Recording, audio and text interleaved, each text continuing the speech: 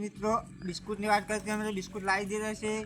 જે ભમરી નુકસાન કરતી હોય આપણે રીંગણની અંદર એના માટે આ બિસ્કુટ બજારની અંદર મળે છે. જો અમે બિસ્કુટ લાવી દીધા છે, અમે આ બિસ્કુટ આજે ભરી દે છે. ને મિત્રો એક વાત જણાવવામાં આવે છે મિત્રો કે તમારે ખેતીની અંદર રીંગણની અંદર કુંજરો આવતા હોય, જે આવતા હોય એના માટે સારામાં સારી અમે દેશી દવા લાવી દીધી છે મિત્રો. કે ખેડૂત મિત્રો કે બજારમાં તો આપણે વેચાતી ઘણી દવા લાવી છે, પણ આ તો દેશી દવા લાવે છે મિત્રો. તો અમારી ખેતીની અંદર અમારે નુકસાન જો અમારી ખેતીવાડી જોવો મિત્રો કે આકડીએ તો સૌથી સારા બધાને ગામડે હોય જ હે મિત્રો. કે આકડિયાને 3-4 દિવસે પાણી અંદર કવડાવવાનું છે.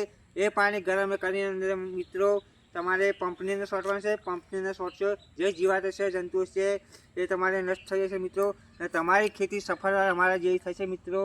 ખેડૂત મિત્રો કે જે તમારી અંદર ફૂલ ગળી જતા છે કે ડંખ દેતા છે, ભમરી નુકસાન આવતું છે, રીંગણ ખરાબ થશે, એ તમારે સામાન્ય મિત્રો નુકસાન આવે નહીં મિત્રો.